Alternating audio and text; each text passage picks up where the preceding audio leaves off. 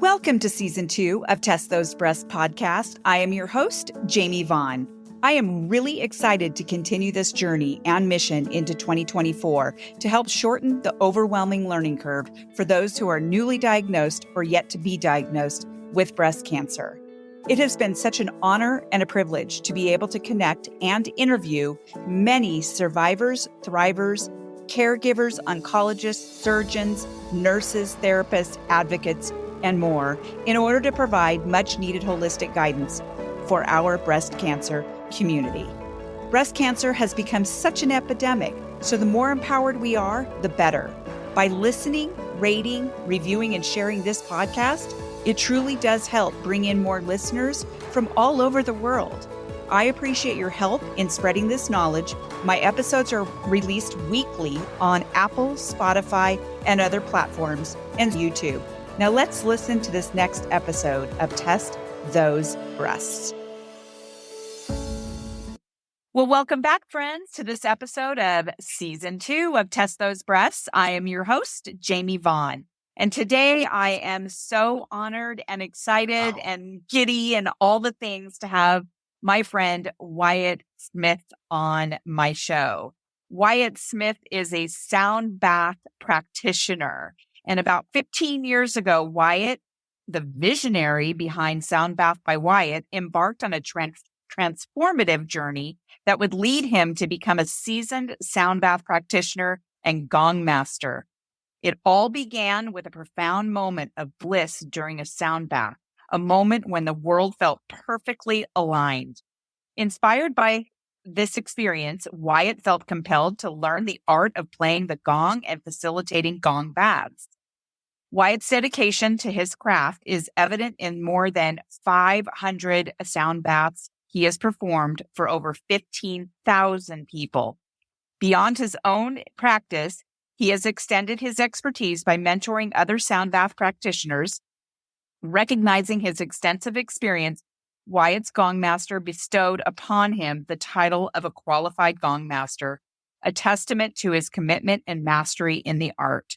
Wyatt's dedication extends beyond his practice as he recognizes the healing potential of sound baths for those recovering from life's ailments. As part of his Karma project for the past 15 months, Wyatt has generously offered his sound bath experience to the Cancer Community Clubhouse survivors as a tribute to a dear friend lost to cancer. The project is a heartfelt endeavor reflecting Wyatt's commitment to sharing the healing power of sound with the community. In essence, Wyatt Smith's practice is about creating a harmonious space for self-discovery and inner healing. The term sound bath practitioner encapsulates his commitment to facilitating an environment where individuals tap into their inherent healing abilities, guided by the therapeutic power of sound. Well, welcome, Wyatt. I am so excited you're here. The reason I wanted you on this show is because I actually have experienced your sound baths at Cancer Community Clubhouse. And, it's really funny because I had been invited to your sound baths quite a few times by Natalie Stevenson and also Tiffany Johnson and my friend Paula Berry. And I just never went. I was like, okay, yeah, whatever. I didn't even know what it was. And I was like, Right. yeah. I was off doing my own little thing. Well, one day I decided to go with my friend Paula and her husband, and then Tiffany and Lisa were there. And I just remember thinking to myself, why in the heck have I never done this before? Why have I never even experienced this? It was the most amazing feeling to me. And I have gone 2 other times since. Last night I had to miss. I think you had one yesterday. Yeah. I think, right? Yeah. And I missed it because I went to an 80s concert show. And I needed to go to that. Okay. But I will say that I'm dedicated to coming every month. And I love the fact that you donate your time and expertise and your practice to Cancer Community Clubhouse. Welcome. How are you doing today? I'm doing very well. And yes, thank you so much for asking me to be on your podcast. I did have a sound bath last night, or a sound bath meditation, as I'm learning more about my craft. Is what does that mean? What is a sound bath? What is a sound meditation? over my 15 years of doing this, obviously my perception has changed of what a sound bath or a sound healer is. And I've come to the conclusion that I'm a sound bath practitioner. I have the set and the setting for the participants to participate in their own healing, which is your mind, body, and soul. What my instruments do for you is the overtones allow you to reach that transcendental meditative state where the monkey chatter is quieted for that moment, because it's like our mind is always going 1,000 miles an hour.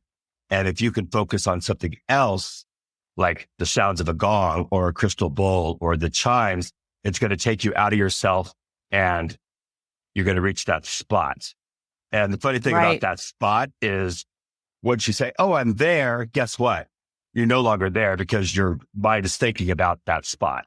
So just continue to come and continue to let go. And what I found, what we were talking about Natalie, is just a few minutes ago, last night, she was saying how in the beginning, it's like, she goes, oh, I had a hard time focusing on the sounds. And now after a year, she goes, you start playing and I'm immediately drop into that zone of Zen or chill space, or everything is just okay in the world, like my experience was.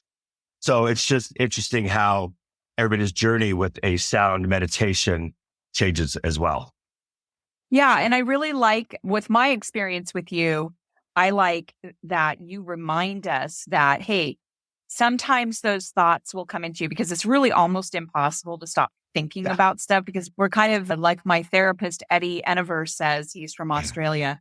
He always says that we are in the business of busyness. And so we have so much going on in our heads all the time. And much like when I'm in my yoga class, the yoga instructor says, remember that when you are chilling, that the thoughts will come into your mind. Let it, acknowledge it, and then let it go on its merry way. And then you can, and so you remind yourself, hey, I don't need to be thinking about what I'm going to pick up for dinner tonight. I don't need to be thinking about what the kids are going to, just all the things, right? So I just like the fact that you remind us, and that's really cool. But I wanted to ask you how you had a transformative moment at some point that got you really thinking, wow, this is really cool. Can you walk us through back in how you got involved, what it took to get your professional practitioner license? I don't know if there's a license, who your mentor was, and all the things? Yes, of course. So about 15 years ago, July, I went to a sound bath. My friend was a professor of chemistry at UNR, and he knew this lady who was a professor of marketing at UNR, was doing a sound bath. I'm like, well, I don't know, what's that?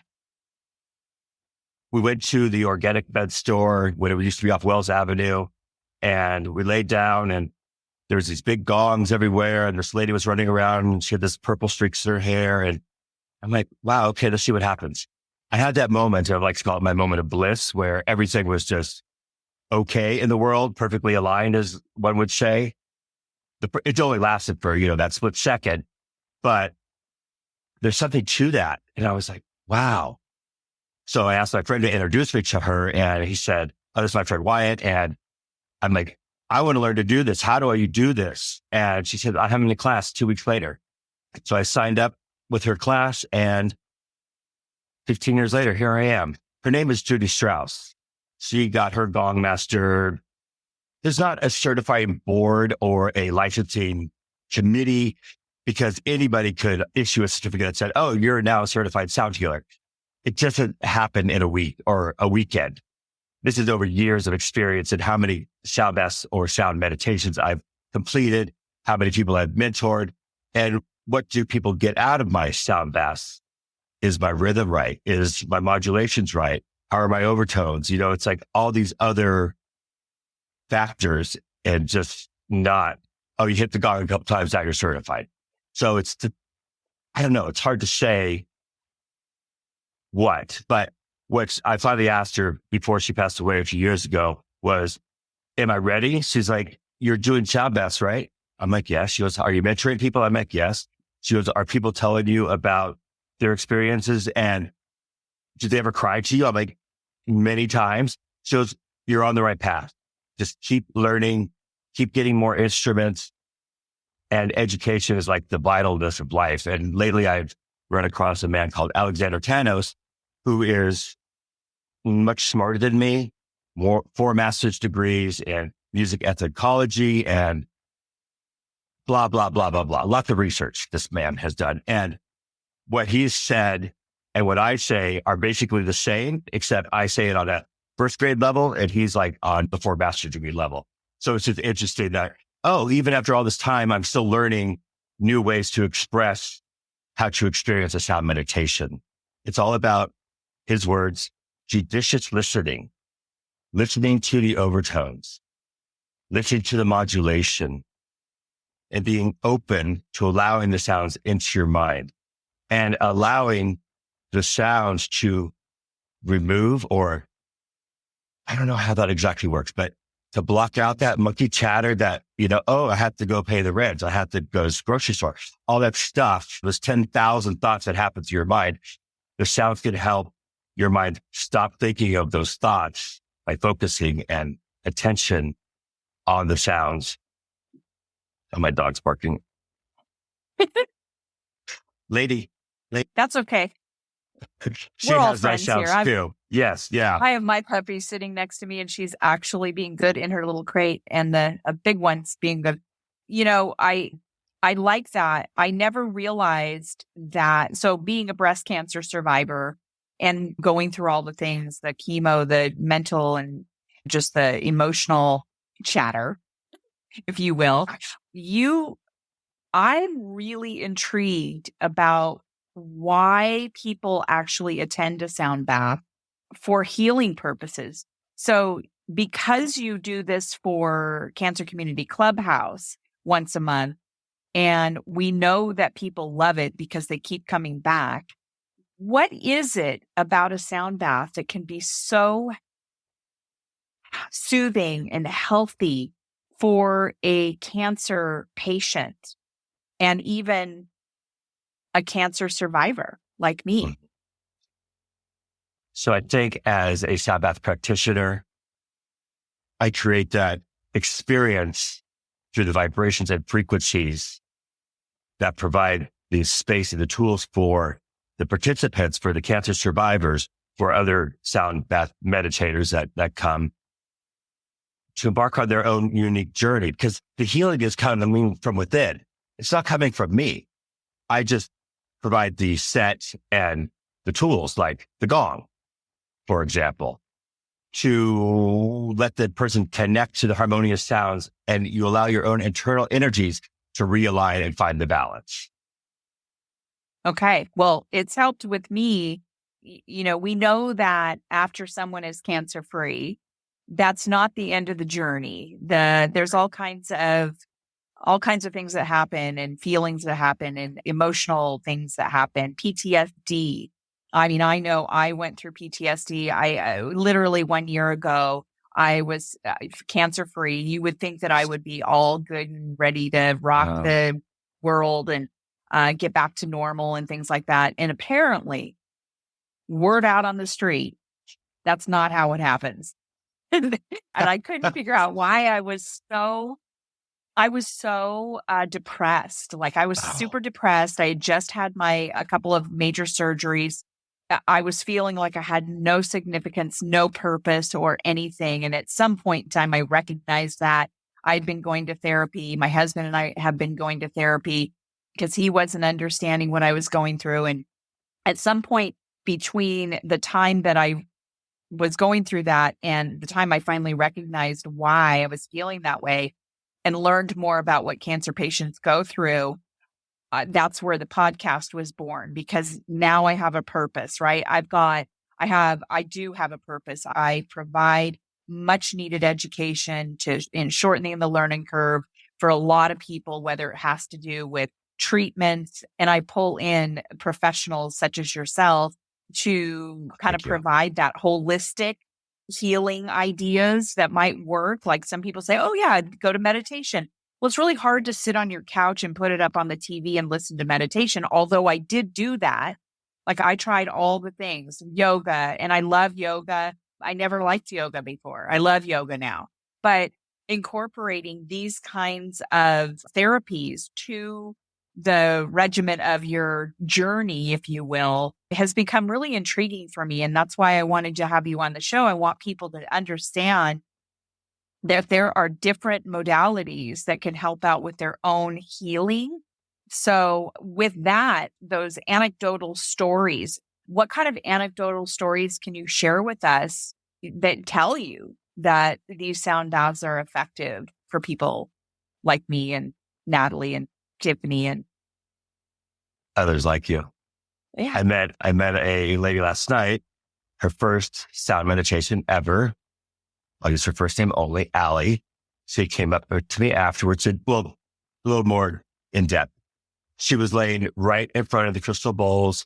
She was laid back. Her hair was all laid out nice. She looked like an angel laying there. It was just like so sweet. And first timers, I'm always a little nervous because I'm not sure what they're going to experience.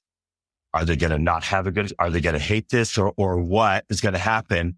And so I watched the newbies. I watched them during my sound meditations to see, are they squirming? Are they feeling uncomfortable? What can I do? Could I lower my volume a little bit to make them a little more comfortable? Because sometimes the sounds can get loud. And I know it's only a sound, but our mind can say, oh, that's just scary sound to me. Your mind decided it. The sound did not decide that. So that's always kind of interesting to me as well. But she came up to me afterwards and she's like, can I ask you if I did this right? I'm like, there is no right or wrong in a sound meditation. It's just about how is it making you feel. And she's like, well, once she started, she goes, I felt like I melted into the floor. And she goes, my whole body just felt like this vibration over it. I'm like, well, you were right next to the bowl. The head was within 6 inches of, 6 inches, whatever that is. And the vibrations were just entering through your body. She goes, I just felt at peace. She goes, I haven't felt at peace in so long. And sorry. That makes me so happy. I know I'm crying. So, I have some tears. and she started crying and then I started crying. It's very touching to me when somebody can come up to express their feelings from what I just did for them for an hour. Maybe I shouldn't cry about it, but it's like, it just makes me so full of gratitude that what I'm able to do or facilitate, not what I do, excuse me, what I facilitate for people helps them feel better, even if it is only for that hour. Yeah. So the second Saturday of every month is my favorite Saturday of every month because I get to go hang out with people like you and Natalie and Lisa and Michelle and Allie and Nancy and Barb and Allie. And it's just like all these beautiful souls. Oh, and I met a man last night, Paul, older gentleman, older than me, I think. He absolutely enjoyed it as well. It's just like, this is just an experience that if you're open-minded enough to come try it, you may experience a little piece of bliss. Yeah, I'd like to bring my husband. I've actually told him because my husband, I don't know, he just cannot sit still. It is very rare when he actually sits still for more than 5 minutes. Then I told him, I said, you need to come with me just even once, just come with me and check it out. He actually, during COVID, started doing yoga and he still to this day goes upstairs to his Zen room that he put together and he does yoga. So I know that he would, and he loves massages. He goes for massages like, I don't know, 3-4 times a month and he loves them. He loves the hot tub, things like that. So I just know that he would love a sound bath. You just brought up something about open-mindedness. So why do people need to have an open mind when attending these experiences? And why is it important to let go of any like preconceived ideas about what they've heard or learned or whatever about sound bath? So I always like to say open-mindedness, that's the only requirement for a sound meditation. The problem is being open-minded is not the easiest thing to be because like you just said, we all have our preconceived notions. Funny story, last night, a man of one of the survivors was coming with his wife and he's like, well, I was going to bring my bathing suit because this is the bath, but I didn't know what to expect. So right track. You're on the right track. You have a sense of humor, which is great. Yeah, exactly. I'm like, I used to start it as you're going to come to a sound bath, but you won't get wet. Don't worry. So back to open-minded. Wait. Let me stop you right there. That is not true. One time you did such a cool thing with the lavender. Okay, you will get a little wet. I know. No, I'm just kidding. But I mean, that literally was my favorite part so far of what you did. Because that was the coolest thing ever. Sorry, I didn't mean to interrupt you, but we were talking about interrupting, but I had to tell you that was my favorite part. And I want you to do that again. So, I love that. Open-mindedness. Yeah, it's just, I don't know how to describe open-mindedness. Because I think it's going to be open-mindedness means many different things for many different people. Because we're all individuals. We all have our own preconceived notions about stuff. So yeah, if you could just be open-minded, whatever that means for you, you're going to have a much better experience. And again, it's all about the sound meditation is an active experience. You're not just laying there having the vibrations coming into your body. Your mind is constantly going back to focusing and concentrating on those sounds. There's something magical about those sounds. And when you can reach that transcendental state, that's where the magic's going to happen. I usually end my sound baths I pose a question. I'm like, perhaps drive home in silence and just contemplate what you went through in the last hour with me during the sound meditation. See if there's any conditions in your life that you would like to change. Did the sounds help you reach that conclusion that you don't ever need this more in your life? I'm not sure, but just contemplate that experience is going to help you in the end, help you heal. And then tell your friends. It's funny because I've just got a haircut. As you can see, I don't have much hair. But well, how do people know about a sound meditation? And I'm like, a lot of it is word of mouth. Because like at the beginning, you were talking about what's a sound bath? What's a sound bath meditation? I have no idea. Nobody really does, except once you've experienced it, then you are my best advertiser because you have that connection, you have that experience, and you have that excitement with the sound bath. Hoping that next time you're going to have a better experience than you did the last time. For sure. And I was just going to say something on top of that with the referrals and things like that, because I really didn't know what it was. But once I was in there, I realized that my Reiki practitioner uses gongs and things like that in her practice, a smaller version of a sound bath type thing. I thought, oh, okay, I get it. And then my yoga gal, one of the instructors, has a gong, like one of those bowls in her practice, and she does that at the very end.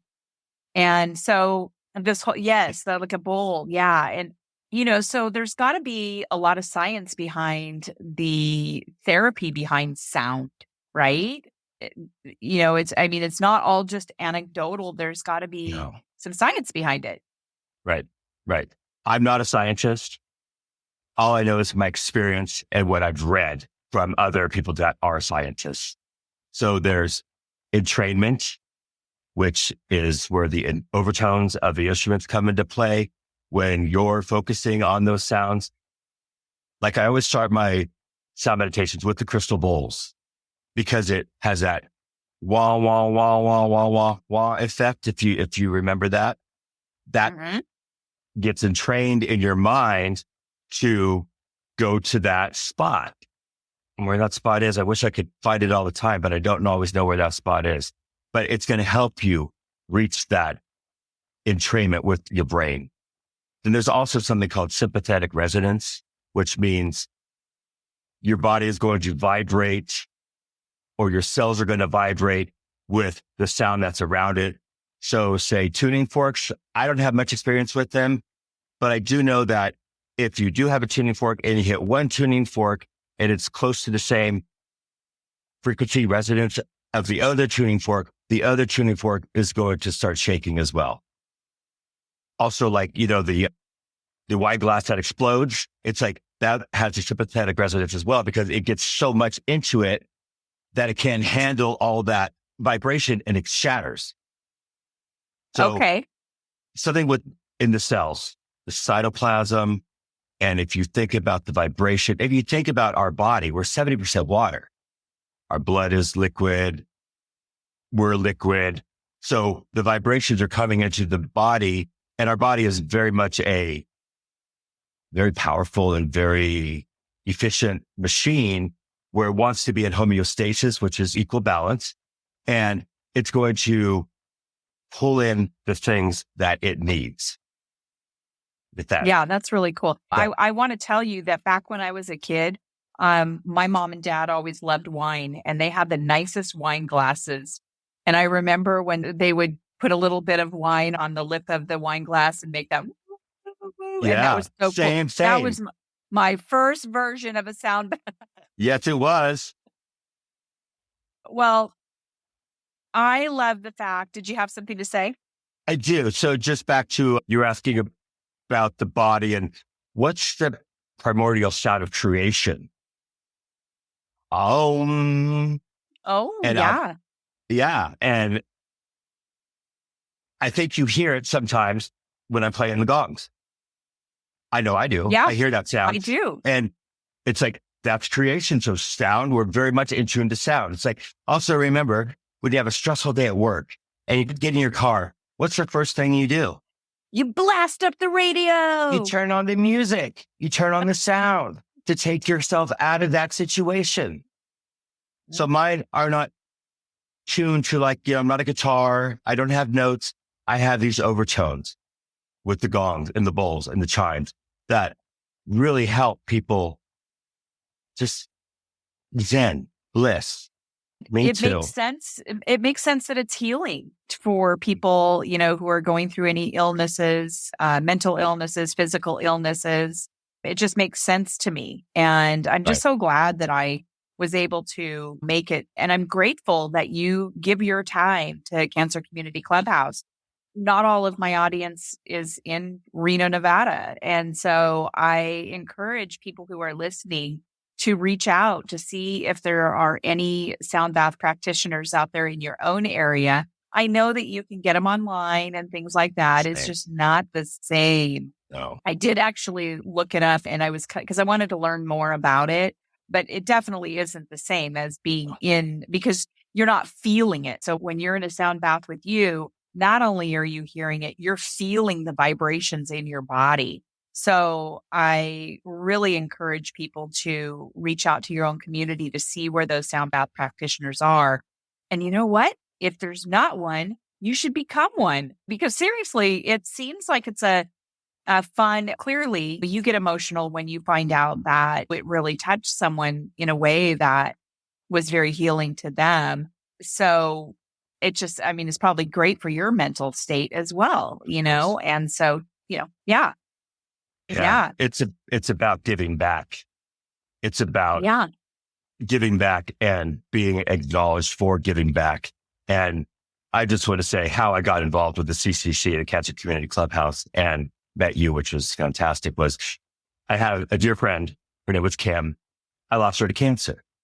And and we used to go to sound baths together all the time. That was our thing. We were like, oh, let's go to sound bath. Let's go to another one. So we went to sound baths, and she passed. And I never really felt like I did enough to say thank you to her for being in my life and just what a dear friend she was to me. So this is my tribute or my accolades to her.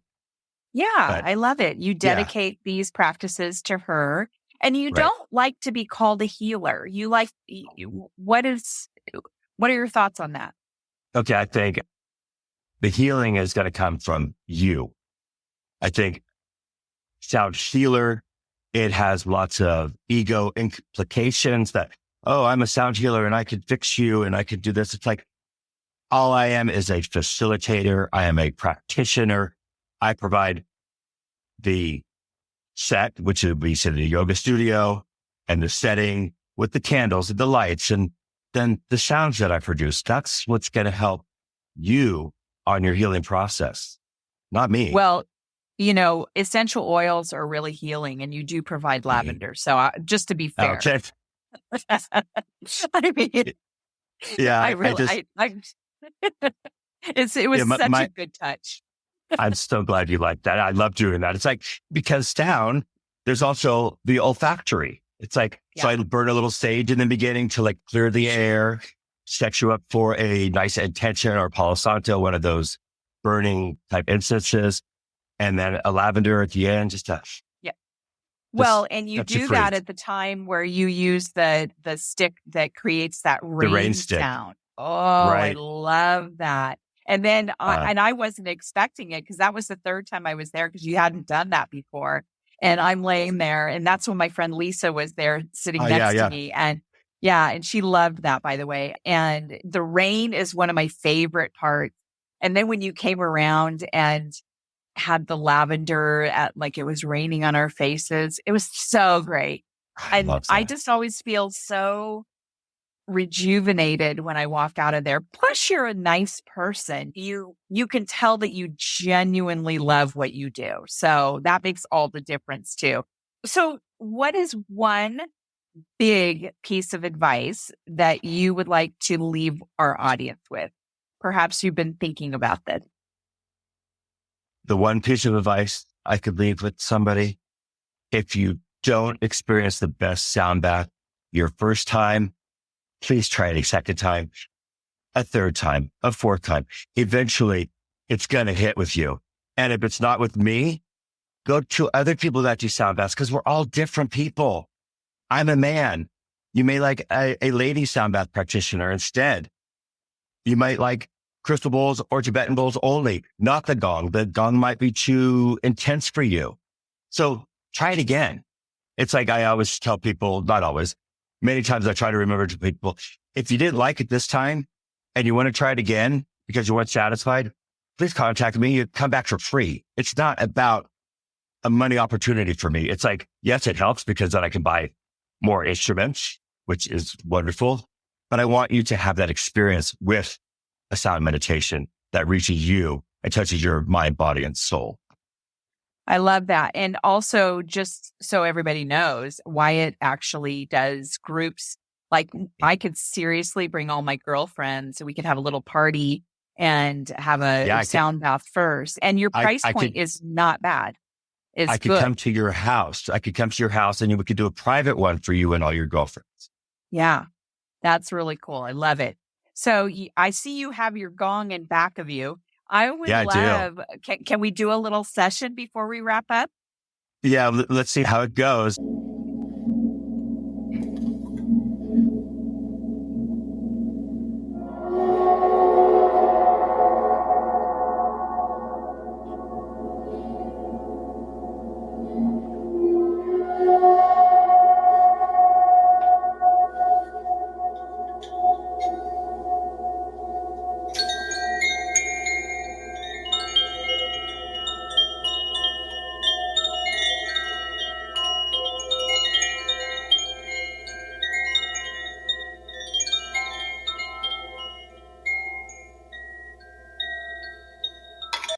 Wyatt, I just love the sounds of your gongs and your chimes and everything. And I appreciate your giving us a little snippet of what those sound like. And again, we can both attest to that, in person is absolutely wonderful. So hopefully this will at least give an idea to the audience what you've just provided for us. And I just want to thank you also for taking your time today on Super Bowl Sunday. I don't know if you watch football. I'm not a huge football person, but I do love the 49ers and I do Go like Niners. I like the Kansas City Chiefs too. So but I am wearing my mother's, her 49ers jersey that I kept out of her closet. She died 4.5 years ago and I've never worn it, but I'm so glad that I kept it. And so I'm excited. So thank you so much for being here and providing us with such wonderful information. Is there anything you'd like to say before we wrap up? Thank you, Jamie, for inviting me to be on your podcast. It's an honor to be here. And it's not another honor to be able to help the cancer community. I love it. Well, thank you very much. And to my audience, thank you so much for being here again and listening all the time. And I will see you next time on the next episode of Test Those Breaths. Bye for now. Friends, thank you so much for listening to this episode of Test Those Breaths. I hope you got some great, much needed information that will help you with your journey. As always, I am open to guests to add value to my show, and I'm also open to being a guest on other podcasts where I can add value. So please reach out if you'd like to collaborate. My contact information is in the show notes. And as a reminder, rating, reviewing, and sharing this podcast will truly help build a bigger audience all over the world. I thank you for your efforts. I look forward to sharing my next episode of Test Those Breaths.